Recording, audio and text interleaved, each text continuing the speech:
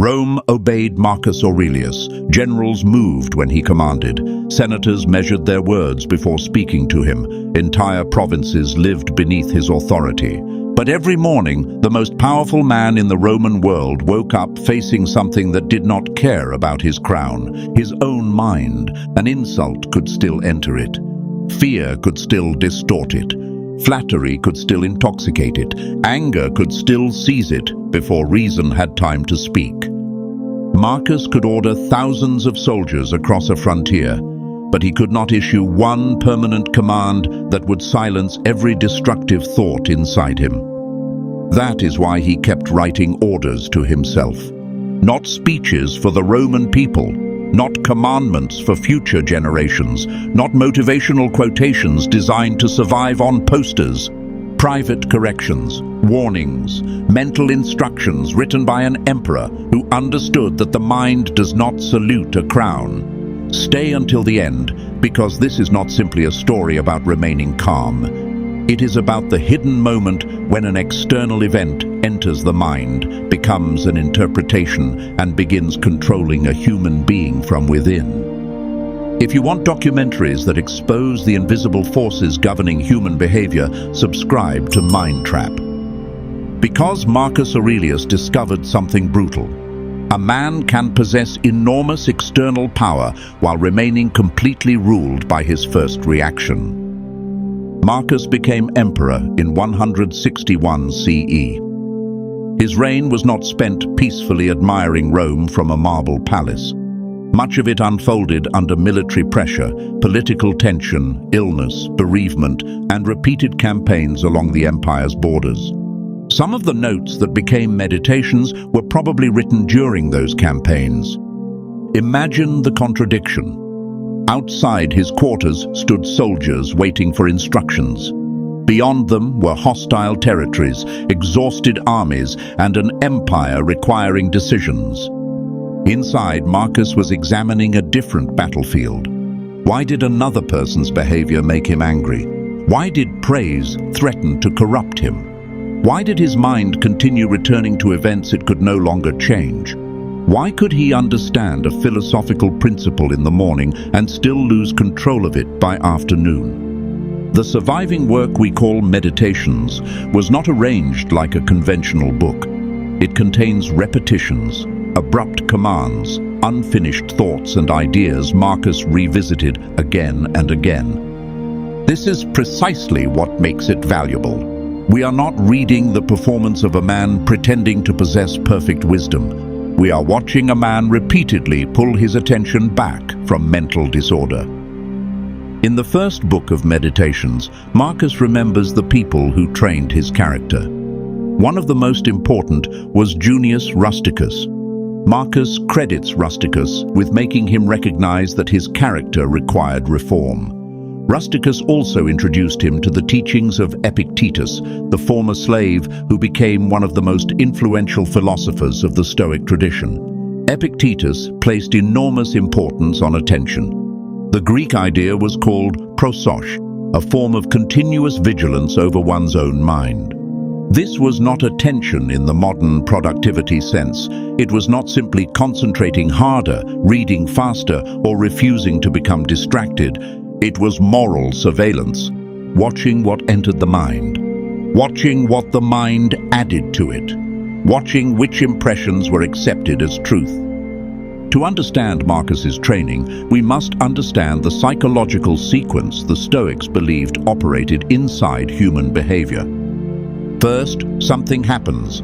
Someone insults you. A friend ignores you. A rival succeeds. A plan collapses. Your body experiences pain. Your position becomes uncertain. The event produces an immediate impression, a mental appearance of what has happened. The mind then adds a judgment. This person has humiliated me. Their success proves that I am becoming irrelevant. This setback has destroyed my future. This discomfort is unbearable. That person must be punished before I can feel whole again. Once the judgment is accepted, it creates an impulse.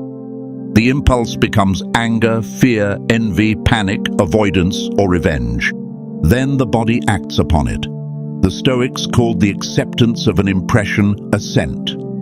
The first impression may appear automatically, but Marcus trained himself not to grant every impression immediate authority. He could not prevent every thought from entering his mind. He could question whether that thought deserved to remain there as truth. This is the territory Marcus guarded. Not the border between Rome and its enemies. The border between an impression and his agreement with it. That tiny space could determine whether an emperor responded with justice or rage. It could decide whether criticism became useful information or wounded pride. It could decide whether fear became preparation or paralysis. Marcus understood that the first story produced by the mind is often not an objective description of reality. It is reality mixed with memory, ego, expectation, and fear. A person says something disrespectful, that is the event. They have destroyed my value is the judgment added by the mind. A plan fails, that is the event. My entire life is collapsing is the mental addition. Someone possesses something you desire, that is the event. I cannot be complete until I possess it too, is the judgment. Marcus repeatedly instructed himself to examine, dismantle, or erase these impressions. He was not attempting to erase reality. He was attempting to erase the psychological exaggeration wrapped around it. This required attention before reaction. Once an interpretation has been repeated enough, it stops feeling like an interpretation. It begins feeling like the event itself. The angry person no longer says, I interpreted this as disrespect. The angry person says, I was disrespected. The anxious person no longer says, my mind has imagined the worst possible outcome. The anxious person says, something terrible is going to happen. The envious person no longer says, I have connected another person's success with my own value. The envious person says, their success threatens me. The judgment disappears from view. Only the emotion remains. Marcus trained his attention to locate the missing judgment. Every morning, he prepared himself for difficult human behavior. At the beginning of Book 2, he reminds himself that he will encounter intrusive, ungrateful, arrogant, dishonest, envious, and selfish people. This can sound deeply pessimistic when separated from the rest of the passage. But Marcus was not giving himself permission to hate humanity. He was removing the element of surprise. Difficult behavior gains additional power when we believe it should never have happened. We expect loyalty from someone who has repeatedly demonstrated selfishness. We expect honesty from someone whose survival depends on deception. We expect emotionally wounded people to behave with perfect self-awareness. Then, when they act according to their established character, we experience their behavior as an impossible violation of reality. Marcus prepared himself in advance, not so that he could become cold, but so that another person's ignorance would not recruit him into becoming equally ignorant. He reminds himself that human beings are made to cooperate like different parts of the same body. Therefore, his mental preparation had two sides. Do not be shocked by destructive behavior, but do not use another person's failure as permission to abandon your own character. This is where Marcus's Stoicism separates itself from the shallow version circulating today. Stoicism is often presented as a technique for becoming untouchable, silent, and emotionally unavailable. But Marcus was not training himself to win a contest of coldness. He was training himself to remain capable of just action while under emotional pressure. Calmness without justice was useless. Self-control without responsibility was merely another form of selfishness. A man who remains calm while deliberately harming others has not mastered himself. He has only made cruelty more efficient. Marcus constantly returned his attention to the action immediately before him. Not the entire future, not every possible disaster, not the opinions of people who were absent, the present action. What must be done now? What does justice require now? What part of this situation genuinely belongs to me? What has my imagination added? In Book 2, Marcus commands himself to perform each task with dignity, kindness, freedom, and justice, as though the action before him could be his last. This was not a slogan about working harder. It was a method for cutting through mental noise. The mind wants to solve tomorrow, rewrite yesterday, control another person, and defend an identity all at the same time. Attention forces it back into the only moment where action remains possible, now. Marcus could not fight tomorrow's battle today. He could not reverse yesterday's mistake by repeatedly punishing himself for it. He could not control the secret intentions of the people surrounding him, but he could examine the judgment forming in his mind and choose the next action available to him. This did not remove uncertainty. It prevented uncertainty from consuming every part of his consciousness. Yet danger did not only arrive through fear and anger. For an emperor, praise could be more psychologically dangerous than criticism. Marcus lived among people who had strong reasons to flatter him. A careless opinion from the emperor could become policy. A passing preference could influence careers, wealth, and survival. People around absolute power learned to transform agreement into a weapon. Therefore, Marcus also watched for the emperor developing inside Marcus. He warned himself against being stained by the purple, the color of imperial status. He reminded himself to remain simple, honest, disciplined, and human. This was inner attention turned toward ego. He understood that power changes the information surrounding a person. The more powerful you become, the fewer people are willing to tell you when you are wrong. Eventually, your own judgment begins receiving applause before it has been examined. Attention must therefore guard against two enemies, the thought that attacks your value and the thought that exaggerates it. Insults can make a person defensive. Praise can make a person delusional. Both can seize the mind when accepted without examination. Marcus practiced stripping impressive objects down to their physical reality. Expensive food became the body of an animal. Fine wine became fermented grape juice. Imperial clothing became wool colored with material extracted from a shellfish. He was not claiming that beauty or pleasure could never be enjoyed.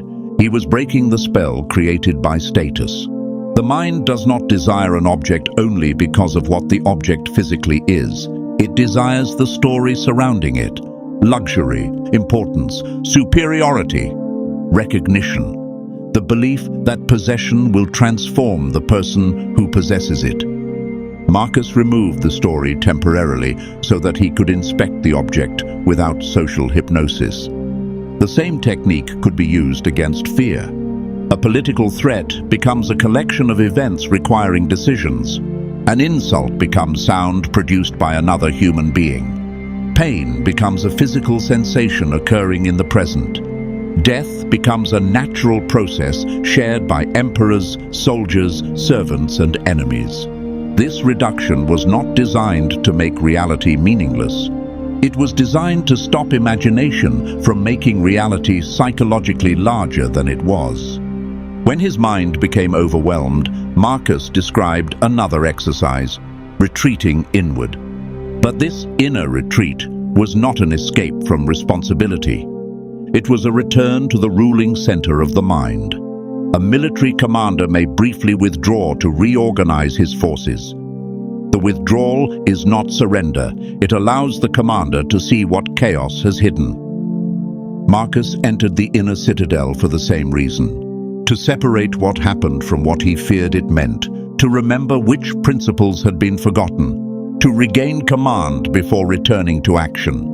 Modern people often retreat in completely different ways: endless entertainment, alcohol, compulsive scrolling, fantasy, revenge, imagined but never completed. These forms of escape may remove awareness temporarily, but they do not restore authority over the mind. Marcus's retreat demanded greater awareness, not less. He entered himself to face the judgment that was controlling him. Then he returned to his responsibilities. Another exercise expanded his attention beyond his immediate life. Marcus repeatedly looked at human existence from the perspective of the whole cosmos.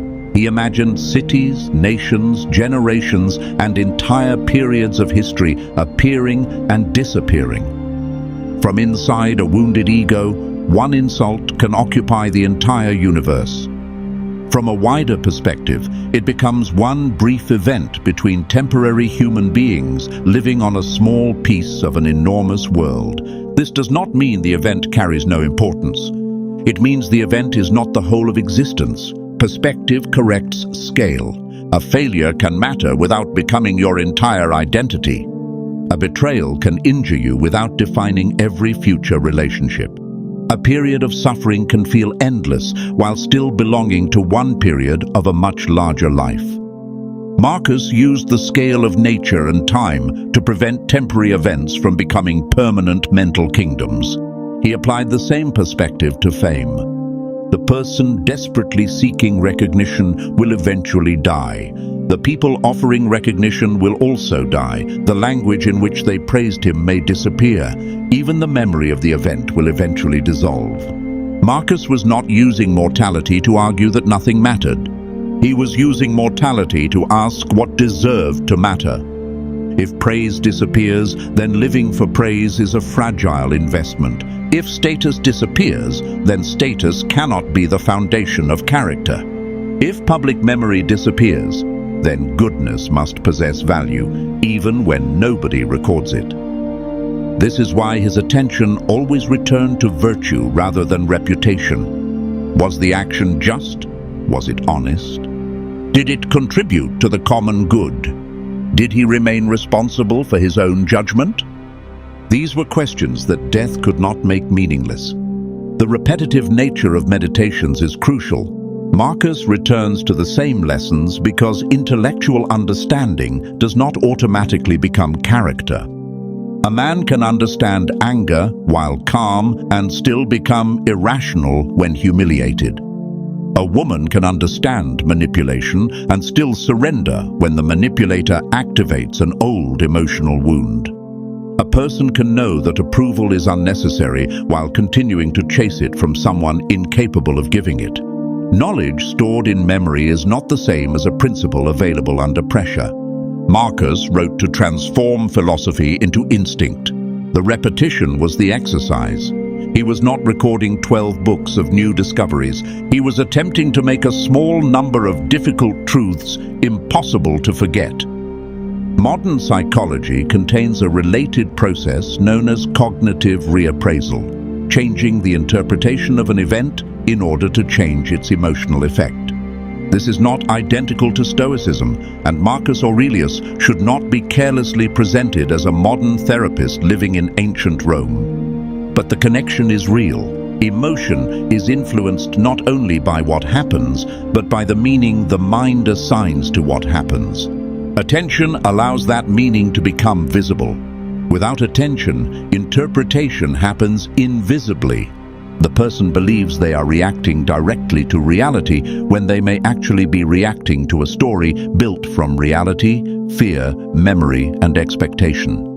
But this philosophy must not be weaponized against suffering people. Not every pain disappears when examined. Trauma is not merely a weak opinion. Grief is not a logical error. Abuse should not be silently accepted because external events cannot control virtue. Marcus was not teaching people to pretend that injury was imaginary. He was examining what happened after pain entered the mind. Would pain become cruelty? Would betrayal become permanent suspicion toward everyone? Would humiliation become a hunger to humiliate someone weaker? Would fear become obedience to people using fear as control? Pain may enter without permission. What pain builds inside you must still be watched. That is the deeper purpose of inner attention, not the elimination of feeling, the prevention of emotional tyranny. Did Marcus permanently master this discipline? No. The repeated corrections inside meditations tell us that his attention wandered, his irritation returned, and his principles had to be restored. Stoic training did not make him politically infallible. It did not give him supernatural knowledge. It could not guarantee that the people around him, or the son who inherited his empire, would possess the same discipline. Philosophy was not a halo around Marcus Aurelius. It was a tool he repeatedly picked up because he repeatedly needed it. That may be the most honest reason to study him. He was not powerful because he never experienced destructive impressions. He became psychologically formidable because he learned to distrust their first demand for obedience. 2,000 years later, the empire has disappeared, but the internal sequence remains. Something happens, an impression appears. The mind adds a judgment. The judgment creates an impulse. The impulse demands action. Every insult asks to be accepted as humiliation. Every fear asks to be crowned as prophecy. Every desire tries to present itself as an emergency. Every piece of praise invites the ego to grow larger than reality. The guard standing between these forces and your behavior is attention. Before the reaction becomes speech, ask, what actually happened? What did my mind add? Which part is fact? Which part is fear, pride, or assumption? And what action would still be just if nobody praised me for taking it? You may never command an army. You may never sit upon a throne. Your empire may be nothing more than your home, your work, your relationships, and the private decisions nobody else witnesses. But the battle Marcus fought remains inside you. Rome could be governed through laws, soldiers, and imperial decrees. The mind required something else. It required a human being willing to watch the moment when thought attempted to become master. Marcus Aurelius understood that if he lost that moment, another person's insult could rule him. Another person's praise could corrupt him. A temporary fear could decide his future. A passing desire could purchase his obedience. The emperor who failed to guard his own attention would eventually become a servant inside his own head. That is why the most powerful man in Rome continued writing commands to himself in the darkness. He knew that the first empire a human being loses is always the one within. Guard your attention, because whatever repeatedly controls it will eventually shape your judgments. Whatever shapes your judgments will direct your actions, and whatever directs your actions long enough will decide who you become. Subscribe to Mind Trap. We do not study powerful minds so that we can worship them. We study them to expose the invisible disciplines that made them difficult to control.